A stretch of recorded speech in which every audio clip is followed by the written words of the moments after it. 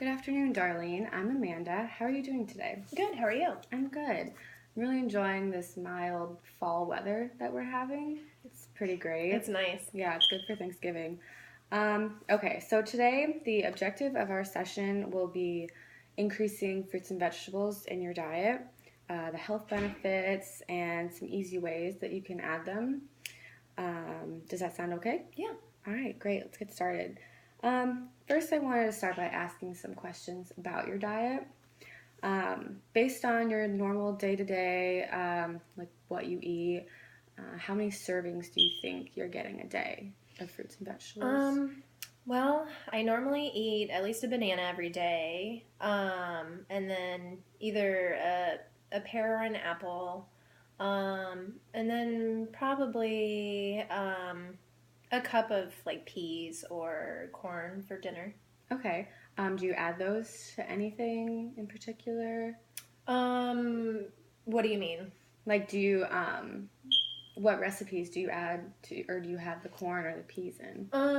I usually just eat them alone, like Okay. standalone. All right. Um, so then, what besides those? What are some of your favorite fruits and vegetables? I like strawberries, watermelon when it's in season. Right. um, let's see, apples. I like I said, I eat those in pairs. Peaches, plums.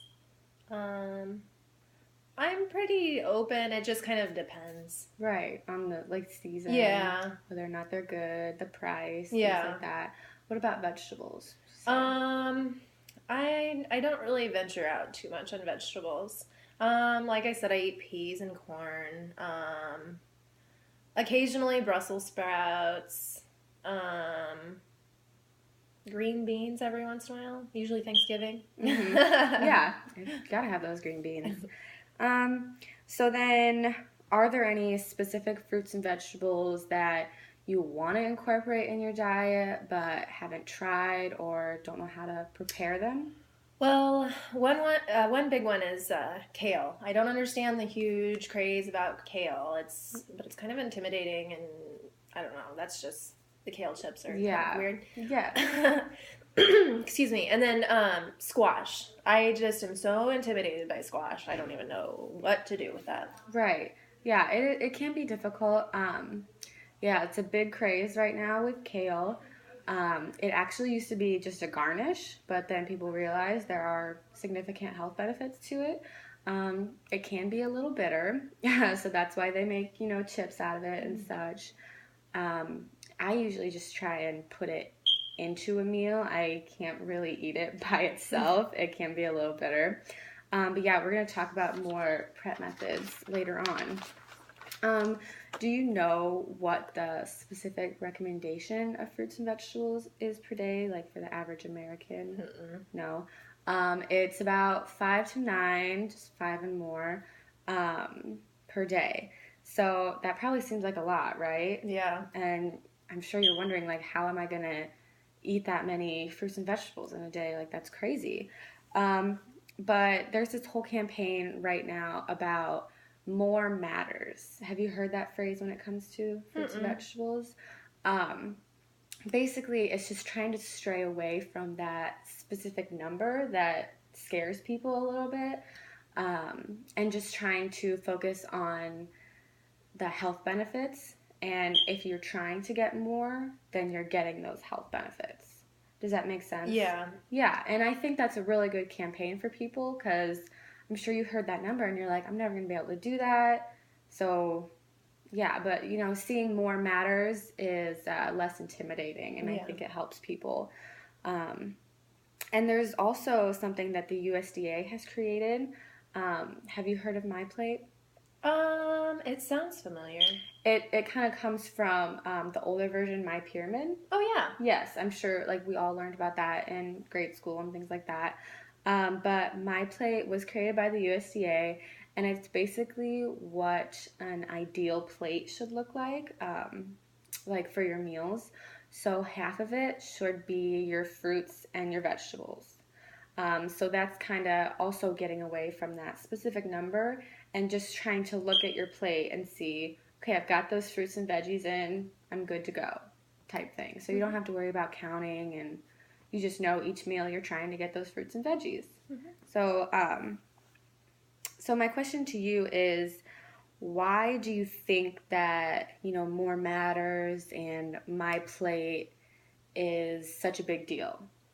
Um, well, it sounds like a lot of people are not getting their fruits and vegetables that they should. Mm-hmm. And, I mean, eating fruits and vegetables over other less beneficial things would be better. So more matters. It makes sense. Right. And that's kind of the point that I'm trying to get at. Like, um, what is the big craze about fruits and vegetables? Like, what do they do for you? Do you know any of the health benefits?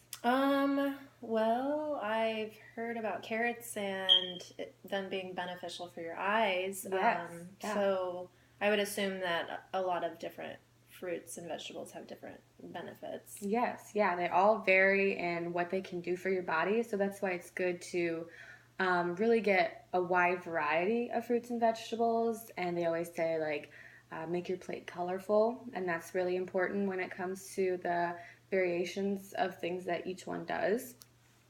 So those are really great answers. They have a lot of benefits, including reduced risk for heart disease, stroke, even some cancers. They help prevent obesity, type 2 diabetes, and they help maintain a healthy blood pressure. So, how they do that is they're low in calories, low in fat. They are packed with vitamins and minerals like vitamin A and C, folate, potassium, things that are all really good for our bodies, even phytochemicals and fiber. And fiber is what's really going to make you feel full for longer. Um, and since fruits and vegetables are kind of lower in calories and fat, they are a much better alternative than opposed to eating something that's, more empty calories, but it's also very fat. Mm-hmm. Yeah. Do you have any questions about any of those benefits? What are phytochemicals? Is that? Yes. That's more of a scientific term, but probably more of a familiar thing is antioxidants. Have you heard of those? Yeah. Yeah. They basically aid just any mechanism in your body. They're not quite well known, but we do know that they have health benefits. They help your body in a variety of ways, from your vision, like we talked about carrots, they have beta carotene. That's one of the things that's going to help your vision, your immune system, your heart health, your bones, and your joints. So all around, they're just a really good thing, and they're all these good things are packaged into these fruits and vegetables. So it's just an easy, quick way to get them all. So earlier I asked about your favorite fruits and vegetables, and if there were any that you wanted to add but you hadn't tried or didn't know how to prepare. And you said kale and squash, which totally understandable. They're a little bit intimidating. Don't really know what to do with them.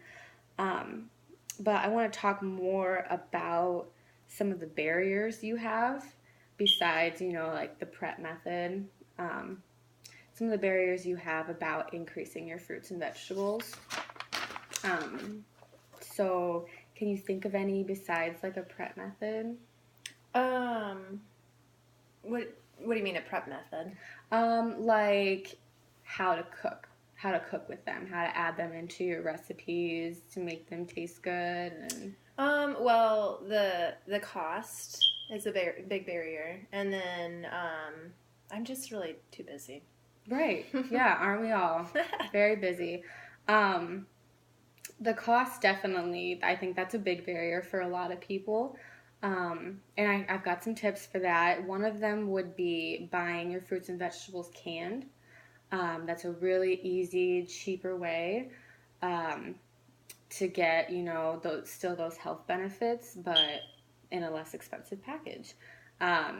Some things you have to look for, though, is buying cans with low sodium and low sugar. Because sometimes they're, packaged in preservative things, and you just want to make sure you're getting the real content, And then also for cost, there are a lot of guides out there for which fruits and vegetables you should buy according to their season. So when a fruit or vegetable is in season, they're going to be cheaper than when they're not. So I'm sure you've seen strawberries going up and down all the time. I mean, sometimes they're $4 to $5. That's crazy. Um, but that's based on their season and how hard it is going to be to produce them and get them to the grocery store. Um, and then you said another barrier was being busy. Yeah, I struggle with that too.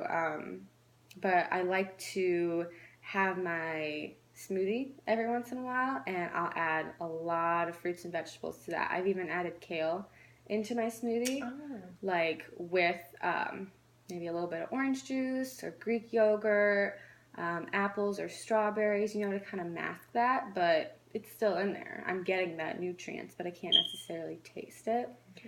Do you like smoothies? Yeah. Do you think you would be able to, incorporate that? Sure. Yeah. It's a really simple way. And then also you can add fruits and vegetables to your favorite recipes. So is there something that you really like and you eat it quite often? Not really. I just don't. I pretty much eat everything in like its simplest form because of time. Right. Well, probably like a really easy one would be, rice, peppers, onions, all things like that. You could do salsa, guacamole, and just kind of have like a Mexican bowl. You could add chicken as well. That's a really simple, easy way to add those veggies. Um, Also, like any pastas, those are really easy to add those veggies. Do you like pasta? Mm-hmm. Yeah, don't we all? Mm-hmm. Let's see. And then, have you ever found a fruit or vegetable that you don't really like the taste of? I don't really experiment too much. Right. Yeah, it's hard because you don't want to buy something and then Yeah. not like it and it go to waste Yeah. and you wasted money. So I totally get that. But there are lots of spices that you can use in recipes to kind of mask that taste, but also get those nutrients. And then again with the smoothies, I mean, if you add fruit, it's going to overpower, whatever vegetable you add. So it's a really good way to get those nutrients. Um, and then, like we talked about the prep method, like with the recipes, what do you do with that squash once you have it? There are so many resources out there for you, but a couple would be the campaign we talked about, the Fruits and Vegetables More Matters. That website is a really good resource for recipes, how to add those fruits and vegetables in. And then also the other USDA campaign we talked about, My Plate, they have a website. It's choosemyplate.gov, and it is a great resource. I use it all the time. It has so many recipes, online cookbooks to choose from. There's some for kids. There's some for buying on a budget, which I think is really important. Yeah, again, it shows buying produce on a budget and how you can get as much bang for your buck, basically. And it's got a full guide to fruits and vegetables in season and which are, going to be good to buy. Um, do you have any questions about any of those or I don't think so. any other ideas you came up with while I was talking? Okay, that's fine. That's fine. That's great. So as a last activity, I just want to assess how willing you're going to be after this session, to go out and try and incorporate those fruits and vegetables into your diet based on your barriers and how we kind of talk through them. So on a scale of 0 to 10, 0 being not willing at all and 10 being very willing, how would you rate yourself on, increasing fruits and vegetables in your diet? I would probably say like an 8. An 8, that's great. So you chose a very high number. So why didn't you choose, a really low number? Why didn't you choose 0 or... Because I know that they're important, and I learned a lot about like how easy it is to incorporate them. and seasonality and all that. So, I mean, it's a change that I would like to make and probably should. Right. Um, and why not choose, a bigger number, like 10? Um, like I said, time is a big issue, and trying to figure out a meal plan or something where I can add or find new recipes and things like that. Or it's a new thing. Right. Definitely. You're going to get into, your own routine. You're going to find the things you like, things you don't like, and that'll be great. So do you have any last minute questions or comments before we end our session? I don't think so. Okay, so just as an overview, we kind of went over the health benefits, some campaigns, some really great websites that you can get resources from. Um, so yeah, I want to reconvene with you in probably like a week or so, and then we can talk about how you're doing and some more barriers you might have come up with and things like that. Okay. So, are you feeling good about this session? Yeah. Okay, awesome. Thank you so much for coming. Thank you.